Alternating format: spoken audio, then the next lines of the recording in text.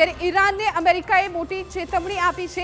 સૌથી વિનાશક હુમલો થશે તેવું અમેરિકા કહી રહ્યું છે। અમેરિકા કહી રહ્યું છે કે બોમ્બરથી હુમલાઓ કરવામાં આવશે। એટલે હજુ પણ અમેરિકા છે એ આ યુદ્ધ વધુ ઉગ્ર બને તેવી તૈયારીમાં છે, કેમ કે અત્યાર સુધીમાં અમેરિકા તમામ મોરચા પરથી આ યુદ્ધ લડી રહ્યું છે। ત્યારે અમેરિકાએ ઈરાનને સૌથી મોટી ચેતવણી આપી છે અને ટ્રમ્પ દ્વારા કહેવામાં આવ્યું છે, અમેરિકા દ્વારા કહેવામાં આવ્યું છે કે સૌથી વિનાશક હુમલો કરવામાં આવશે।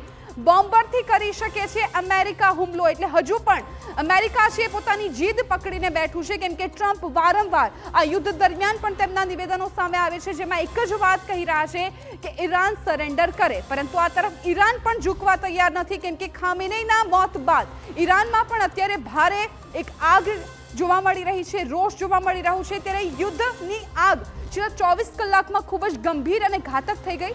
ઇઝરાયેલે હવે ઈરાનના તેલ ભંડારને નિશાન બનાવી હુમલાઓ કર્યા, જેને કારણે ઈરાનને ખૂબ જ ભારે નુકસાન થયું।